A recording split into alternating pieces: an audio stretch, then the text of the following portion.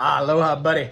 Okay, so for this week, just very quickly, when doing anything with your original music, try and play your emotions. I'm just going to do it in the key of C.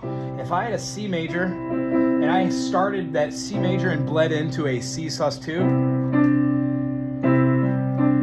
let's say I went up to a C sus4 and then back to a C major, so my triad would have the harmony C and E, and then a C and D, and then a C and F. If I wanted to have that melody go and get rid of one of those notes, I would definitely get rid of the C because I already have it present. Would sound that way. Or, hear how when I get rid of that C, it doesn't give me the same gravitas. However, if I were to put that same C up top here, it does something.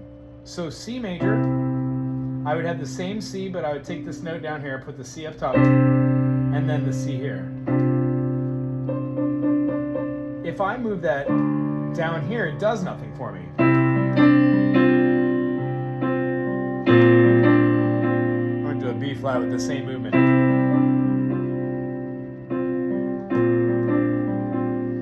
The concept I was trying to achieve is, if we playing like a major triad, a sus chord, and then another sus chord, some of the concepts is to throw a sus before we get to our chord.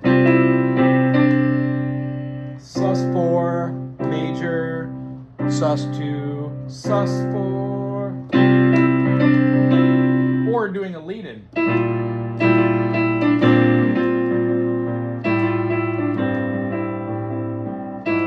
I'm not sure what we could do over in the left hand, but here's the concept behind this.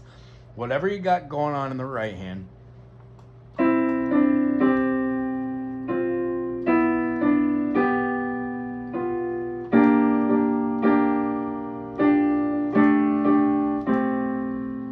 try and mimic that.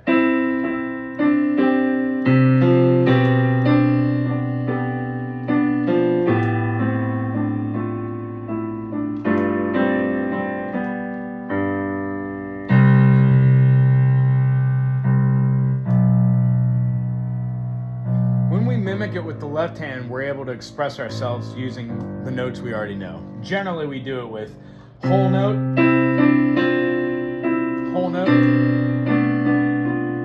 generally a whole note, but if you move it down with an eighth note, we could use a dotted. We could have eighth note, rest, quarter, eighth note, rest, quarter, eighth note, rest, quarter, eighth note, rest, quarter.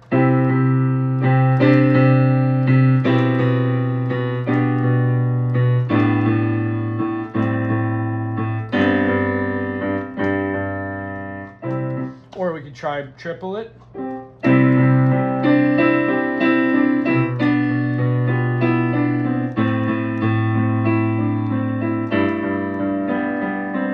While still accomplishing the right hand goal of holding those sus notes. When working on those concepts of playing the left hand, the right hand, remember, if we're playing like in the key of B, it might feel weird to think B and then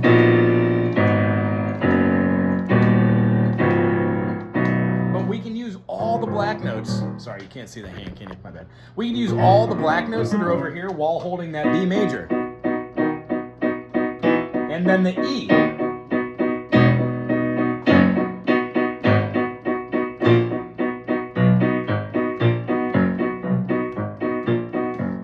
Off-putting, back and forth, try that. But also, with you trying your susses, like maybe like a...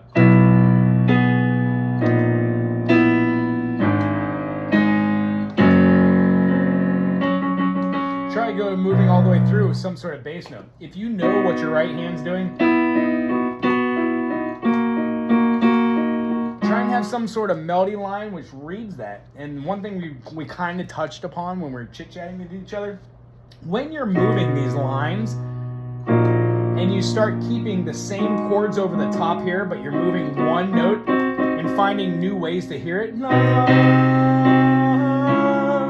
what you're hearing is you're either hearing the 1, the 3, or the 5 moving a half step up, a whole step up, or a half step down, or a whole step down. Very rarely do we have our notes on our hand going from like a third all the way up to a 6th or a 5th. It's a big jump. So when we say standard, you're generally doing the same sort of movement, melody on one hand. Be conscious of when you're moving your melody somewhere else that it turns into another chord, another inversion. So when we see ourselves moving down from like a C major and we think this might be a B diminished, it could be a B diminished that has a 1, 3, 5 and then a B diminished that here just has what, a 6 on top of it? But we don't really call it that. We would call it a G, right? Because that G up top, the B and the D make it a G major inversion.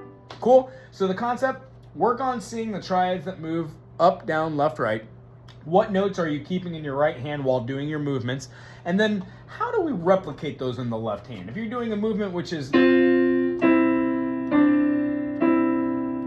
here, maybe just having the atonal like that.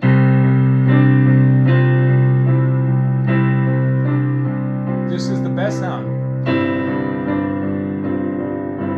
Staying relative. Using its other majors.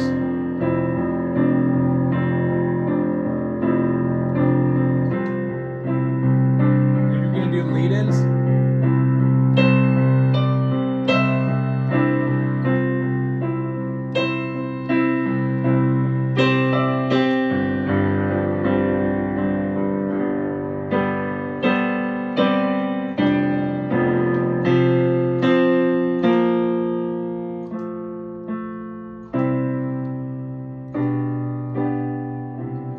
when doing crossovers, try doing a chord with a 1 note,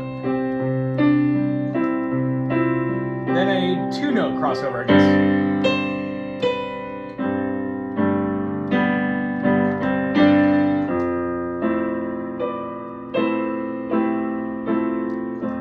And a 3 note.